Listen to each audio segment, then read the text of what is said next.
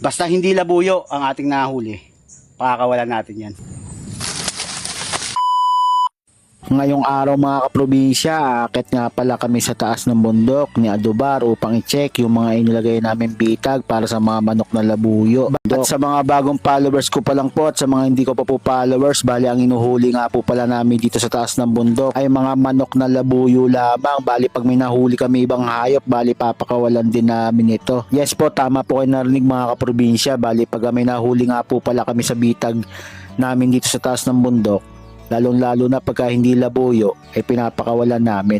Marami na ako napakawalan mga kaprobinsya, katulad na lamang ng mga ibon. Meron tayong pinakawalan na ibon ay isang klaseng tikling, tapos siling ibon, at saka yung fruit dove. Tapos meron din tayong pinakawalan na bayawak.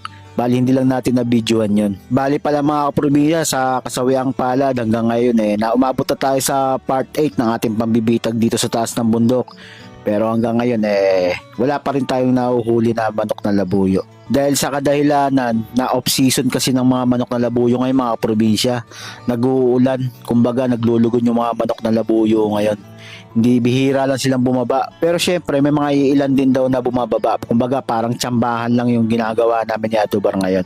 Pero pag umano na yung tag-araw na talaga ay sobrang dami daw talaga ng manok na labuyo na gumagala dito sa taas ng bundok. Alam nyo mga kaprobinsya, ang dami talagang mga iba't ibang klaseng mga hayop dito. Meron ditong mga unggoy, bayawak, musang. Bali hindi ko na sila nabibidyoan kasi pag nakita nilang may tao, bigla sila nagpupulasan, nagtatakbuhan na sila. Nakakatuwa lang kasi mga kaprobinsya dahil meron pa tayong nakikita ng mga wild animal katulad ng mga hayop na nakikita ko dito sa taas ng bundok. Kaya hanggat maaari pag may nahuhuli ako na hindi labuyo ay pinapakawalan ko rin ito. Fast forward tayo mga kaprobinsya, bali nandito na pala kami sa spot kung saan namin inilagay yung mga bitag para sa mga manok na labuyo. Bali pagdating nga namin dito mga kaprobinsya, nagulat kami ni Ingo, kala namin labuyo na yung nahuli ng isang bitag namin. Ngunit isa palang musang may kasamang anak. Musang. Ay, oo nga, ano. Mga kaprobinsya, nakahuli tayo ng musang. Wildcat. Si bata pa oh. Meron pang inakay? Oo, yun oh. Saan? Ayun pa yung isa oh. Nanay niya siguro yan oh. Mag-ina. Labo ng camera natin men. Sabitan mo. Ayun yung isa umakit oh. Ayun oh. Ayun yung isa umakit oh. Medyo malabo lang yung camera natin eh. Ayun umakit na isa sa taas oh. Ito yung isa oh. Ayun pupunta na ni Adubar. Tara dito. Ayun mga kaprobinsya. Nagwawala. Nagwawala yung wildcat. Ayun yung nandun yung anak niya umakit na sa taas eh. May anak siya. Nandun na sa taas. Makyat. Ay mga kaprobinsya, pakakawalan natin. Kaso ano, sugat na. Sugat na siya. Meron siyang anak eh. Papakawalan namin ni Adubar. Mahirap hawakan to eh. So paputulin na lang namin yung ano yun natin. Pagsipit ba ba? Paano? Kahoy no?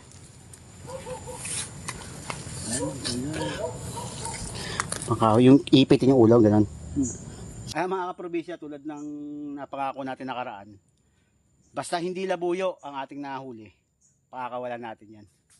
So pakakawalan natin to. Bali naganap lang si Adubar ng pang ano sa kanya, para sa leeg mag-clam. Sinangangagat to eh. Tapos may nakita pa ako sa taas eh. Yung anak nito nagbabantay kanina rito yung pagdating namin. So pakakawalan natin to. Andun yung anak ko. Nagtago sa mga baging. Ayan.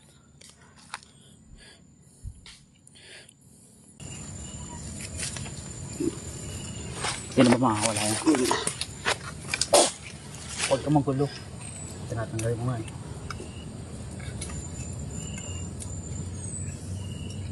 Ay, wala ka na. Putol. Putol yung paa. Sorry. Kage.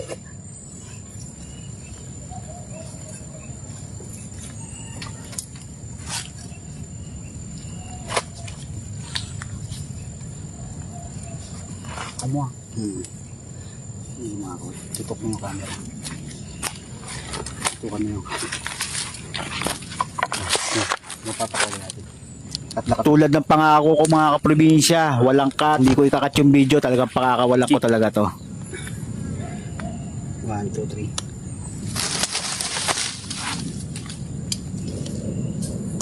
3. Yun na. Puntak pa dyan sa isang bitag, gagong ka. Pumunta pa sa isang bitag yata. Lumagabag ah. Iniwan yung anak. Ay mga kaprobinsya. So okay na siya. Kaya okay na siya, nakawala na siya. Yung isang anak niya nandito eh. So inipit natin yon dito.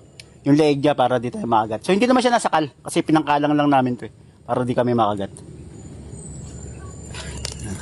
Ito yung ginawa ni Adobar na pangkalang. Para matanggal. Kasi ang sabi ko nga kanina, kaya ano nga sana namin. Puputulin yung tali, sabi niya. Gagawa daw siya ng pangkalang para matanggal talaga, maputol talaga yung mismong tali. Okay. Successful. After natin pakawalan yung musang mga kaprobinsya, bali pinalitan nga pala namin yung bitag na nakahuli sa musang gawa ng pinutol namin yung tali. Ayan mga kaprobinsya, at kung umabot ka sa dulo ng aking video, baka pwede kong mahingihan yung pag-like and share. At mag-comment ka na rin kung tigasan ka para alam ko kung saan umabot yung aking video. Hanggang dito lang mga kaprobinsya, kita-kits tayo sa susunod ko pang mga video.